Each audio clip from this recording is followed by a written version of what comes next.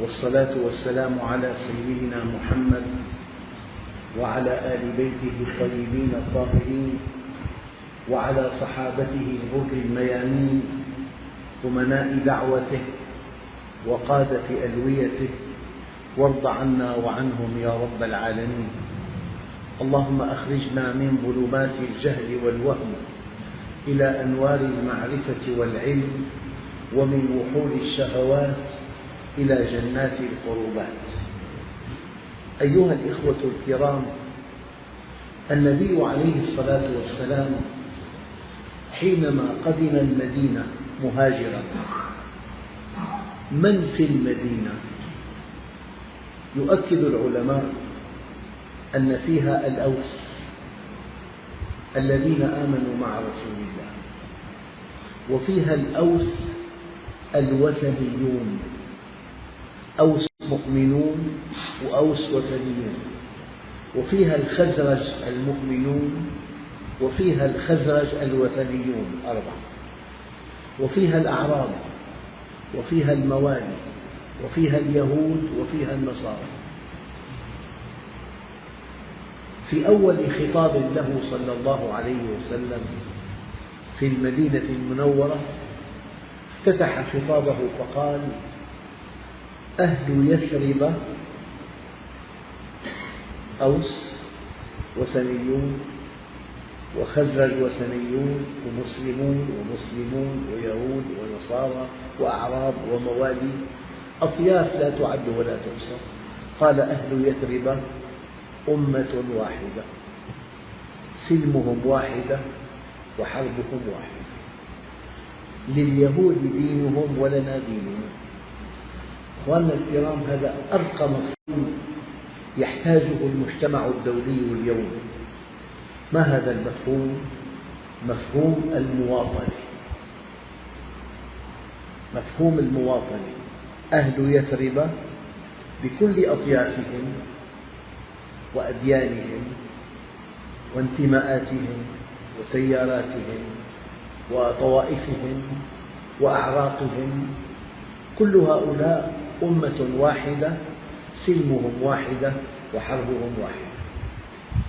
ولا يصلح للعالم اليوم إلا هذا المفهوم، وإلا فالدماء تسيل في كل مكان لخلافات طائفية أو عرقية أو إقليمية، وترون بأعينكم كل يوم عن مقتل 100 أو 200 إنسان لاختلافات إما إقليمية أو عرقية أو طائفية أو دينية.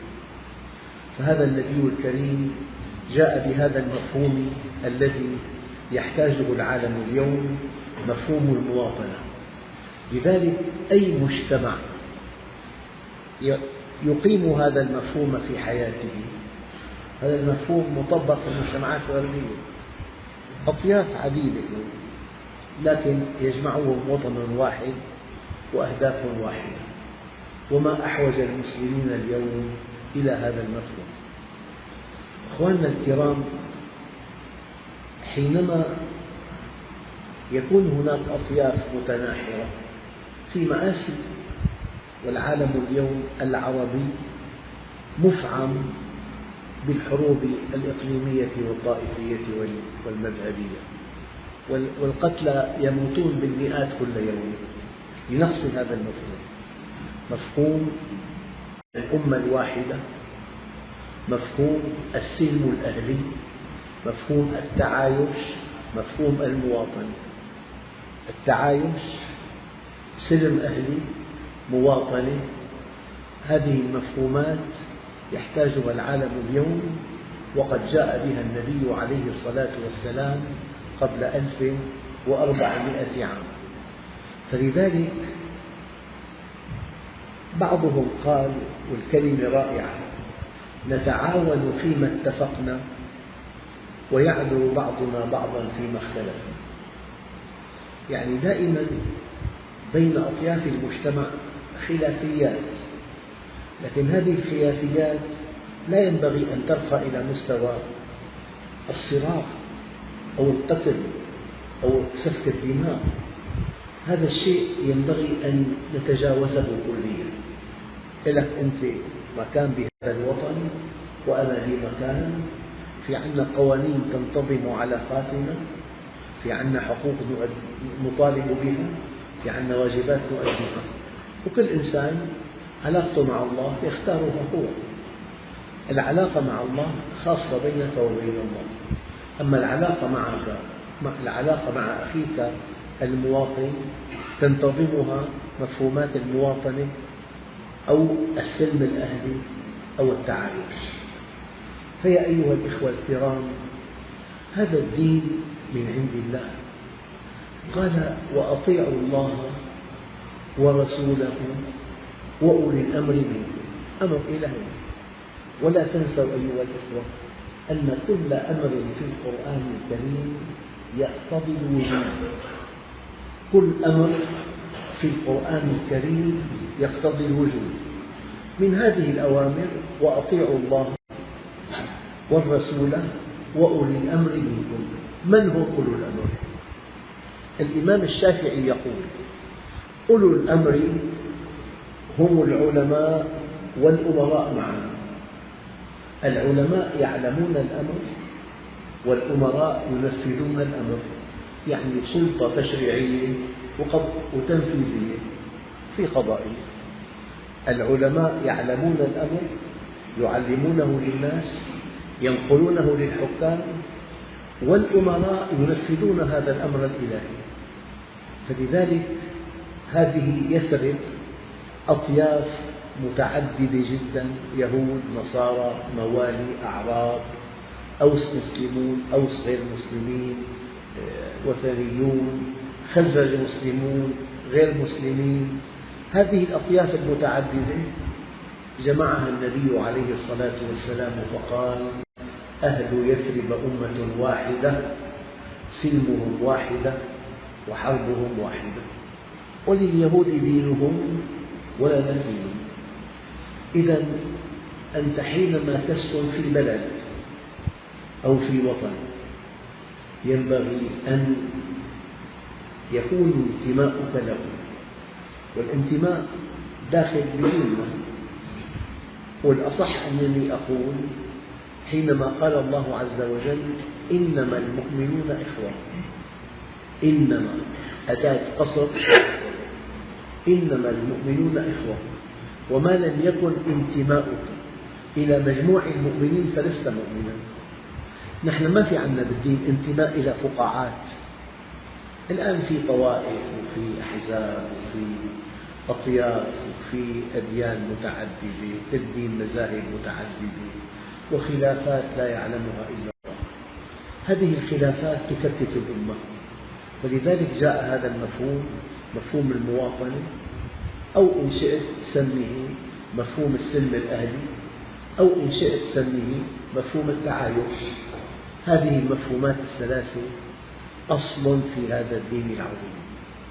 فالمؤمن يعيش مع أخوه غير المسلم بتعاطف، بمحبة، بمودة، لأن هذا المنهج هكذا. فالنبي الكريم أقر ما في الجزيرة العربية من أديان، تعامل معها تعامل منهجي واضح. أيها الإخوة الكرام، لا شيء يضعفنا كالتفرق. دائما وأبدا أعداؤنا البعيدين والبعيدون يتعاونون وبينهم 5% قواسم مشتركة، والمسلمون يتقاتلون والدماء تسيل بينهم وبينهم 95% قواسم مشتركة. صدقوا ولا أبالغ، المجتمع الأوروبي في تاريخ حروب فيما بين دوله لا يعلمها إلا الله، وقوميات ولغات، ومع ذلك ألفوا دولة واحدة. أوروبا كلها دولة واحدة، تنتقل من أي بلد لأي بلد، ما في سؤال ولا في حد أساسا. أوروبا كلها دولة واحدة على اختلاف انتماءاتهم وأعرافهم وأنسابهم وقومياتهم وتياراتهم ولغاتهم. ونحن كمسلمين ما في أمة على وجه الأرض فيها قواسم مشتركة كأمتنا. أنت تتكلم العربية من المغرب إلى الباكستان، ما بتحتاج لمترجم، بتمشي تقريبا بثلث الأرض من الباكستان شرقا وإلى المغرب غربا ولا تحتاج إلى مترجم. هذه نعمة كبيرة جدا. من حدث لنا هذه اللغة؟ القرآن الكريم. يعني صدقوا ولا أبالغ، الطالب الإنجليزي لا يمكن أن يقرأ شعر شكسبير إلا مترجم من اللغة التي قالها شكسبير إلى اللغة المعاصرة. طيب الطالب العربي بكتاب العاشر قصيدة لامرئ القيس: ألا أيها الليل الطويل أنا انجلي بصبح وما الإصباح منك بأمسي. هذا البيت قيل قبل 1500 عام. أمتنا طالبها الآن يقرأ شعر قيل قبل 1500 عام، والأمم الأخرى ومنها البريطانيون وشكسبير أحد أكبر أدبائهم. شكسبير لغته لا يمكن أن تفهم الآن إلا بالترجمة من لغة شكسبير إلى اللغة المعاصرة. فهذه الخصائص التي تتمتع بها أمتنا، ومع كل ذلك والشيء يدمي القلب، الدماء تسيل بينهم. هؤلاء الغربيون أخذوا القواسم المشتركة وتوحدوا وأصبحوا دولة واحدة وناطق واحد ينطق باسمهم جميعا. أنا سافرت كثير لهون، ما بعرف في حد انتقلت من سويسرا إلى إيطاليا، يعني اشتهيت لاقي لوحة إنه هون إيطاليا هون سويسرا، ما في. وين الحدود؟ ما في حدود. لما أصريت فرجوني خط من البلاط الأسود، قال هذا الحد على الأرض كله زفت الطريق إلا مكان في بلاط أسود خط هون، بس ما في لوحات ما في أبدا. يعني شيء عجيب، بتدور أوروبا كلها كأنك عم تدور بين عمان وبين الضفيرة فقط، مدينتين أردنيتين ما في فرق بينهم. هؤلاء فكروا وتوحدوا وتعاونوا وأصبحوا أقوياء، ونحن الخلافات ضاربة أطنابها فينا. دماء تسيل يوميا في أمتنا، وفي القواسم المشتركة أكبر من أن تفرقنا. لذلك المنهج نتعاون فيما اتفقنا ويعذر بعضنا بعضا فيما اختلفنا. أرجو الله سبحانه وتعالى أن يكون هذا المفهوم مفهوم المواطنة الذي جاء به النبي الكريم قبل 1400 عام. أهل يثرب على اختلاف أطيافهم وانتماءاتهم وأديانهم وطوائفهم أمة واحدة، سلمهم واحدة وحربهم واحدة، والحمد لله رب العالمين. بسم الله الرحمن الرحيم. الحمد لله رب العالمين، والصلاة والسلام على سيدنا محمد وعلى آل بيته الطيبين الطاهرين. اللهم أعطنا ولا تحرمنا، أكرمنا ولا تهنا، آثرنا ولا تؤثر علينا، أرضنا وارض عنا. وصلى الله على سيدنا محمد النبي الأمي وعلى آله وصحبه وسلم، والحمد لله رب العالمين.